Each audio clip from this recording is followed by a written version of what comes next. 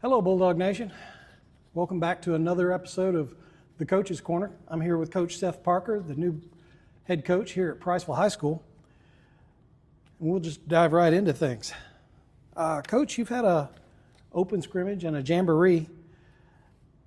What has been your impression of the crowds and the energy level in the stadium so far? Yeah, I've been blown away. We, like you mentioned, we had a scrimmage, an inter-squad scrimmage a couple weeks ago, and having the whole home side packed, was such a treat for our kids and for me personally. And then, of course, last week I thought we had a great crowd. It being a jamboree, of course, it is our first home game, and we're really excited about being there and playing in front of our home crowd. But having a full stands on our side was something that it's really exciting about the year. And I know if we can win some games, we're going to continue to have those stands full. And so I've just been blown away with support, and that's been kind of the same theme the whole time since I've been here at Priceville. So really excited about that. Yeah, I think a lot of people treated that jamboree as that fifth home game that we're not going to get this year, so they wanted an extra chance to get out there and see the squad perform. Talking about the jamboree, it was the team's first real go against a real opponent.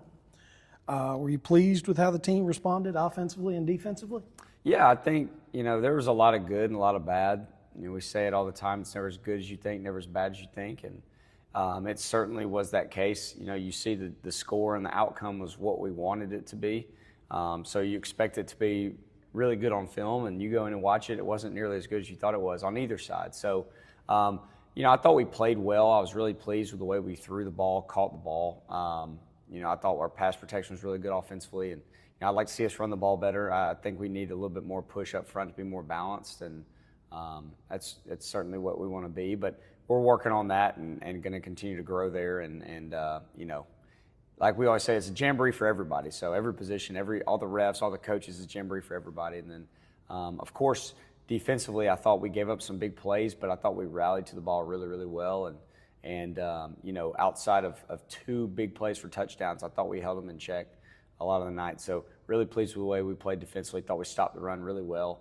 And we want to improve each week. Hopefully that was not the best you'll see us offensively or defensively. So I was pleased with it. I think it's a good starting point, but certainly a lot of work to do going forward.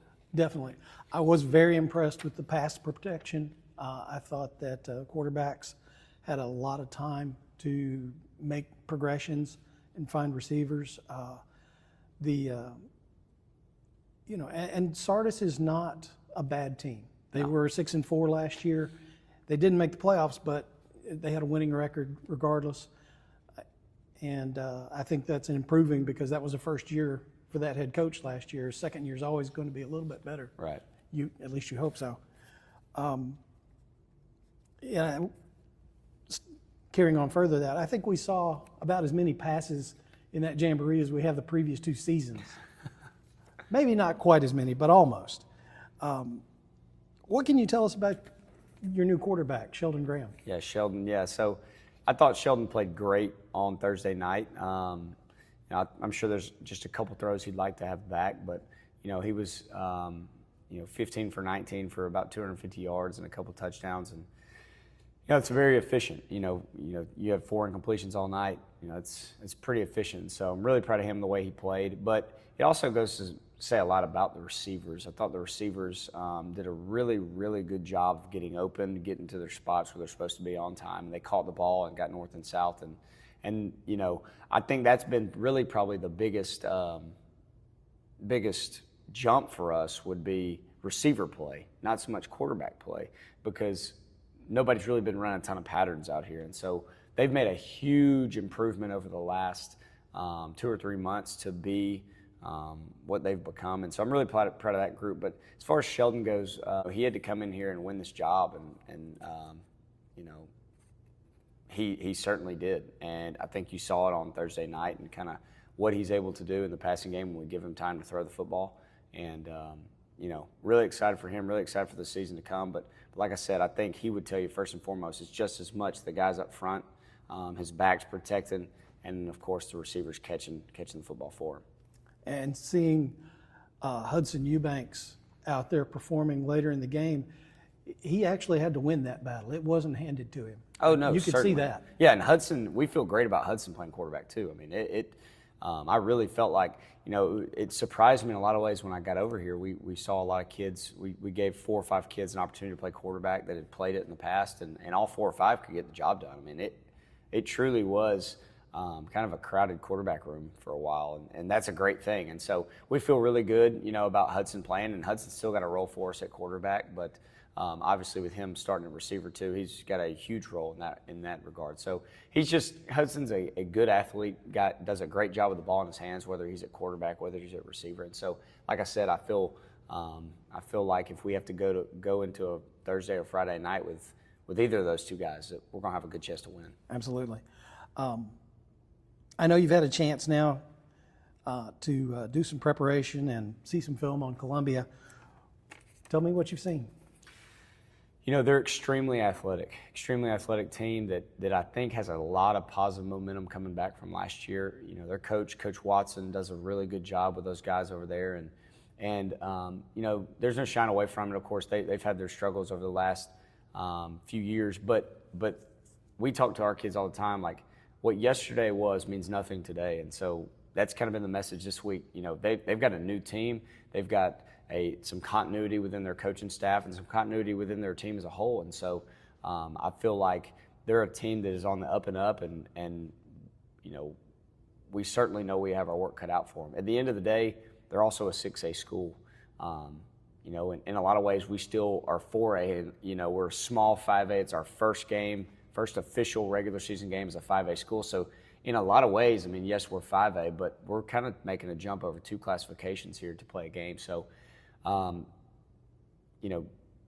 there's a reason there's classifications, and 6A is another level. And so we know we've got our work cut out for us. I think Columbia is going to have a good team this year, and we've got, like I said, we've got a challenge ahead of us, but we're excited for it. And it's certainly one of those things where we're going to have to play well to win, and that's what we're preparing to do.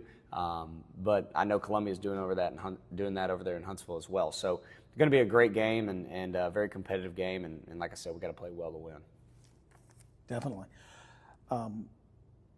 Each week I like to ask, who has caught your eye in practice or in the weight room this week? Any one person or any group? If I had to pick one this week, I'd have to say Cooper Clark.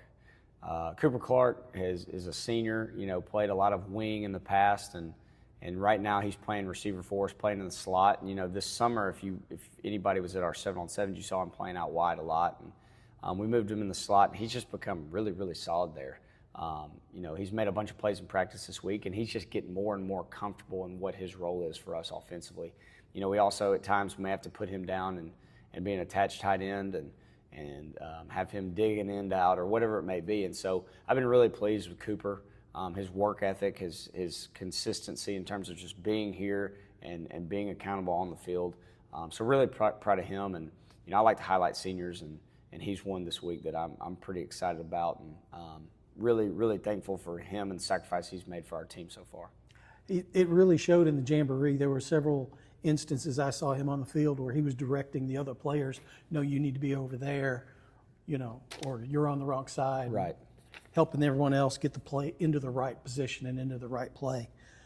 Do you have anything else you'd like to address Bulldog Nation with? No, again, I appreciate all your support so far, and our goal is to keep getting better each week and give you guys something that you're proud of to see on the field. So I appreciate you guys showing up and showing out last week, and hopefully do the same tomorrow at Milton Frank. It's just about a 35-minute drive over there, and a classic traditional stadium over in Huntsville, and really excited to kick off the season. And we certainly want to have a home field advantage everywhere we go. And one thing I've been told is Priceville a lot of times travels better than the home team, and so I certainly I guess I'll send out a challenge to Bulldog Nation. I hope you guys do that for these first few weeks. Of course, we got this one this week, and then one again at Brewer next week. So we need you guys to travel well for both and give us kind of a home field away from home. So thank you, Bulldog Nation. Again, hope to see you there tomorrow night, 7 o'clock at Milton Frank Stadium. You heard the man. Be there. Be classy. Be clean. We'll see y'all tomorrow night at Milton Frank Stadium. Thank you. Go Bulldogs. Goodbye.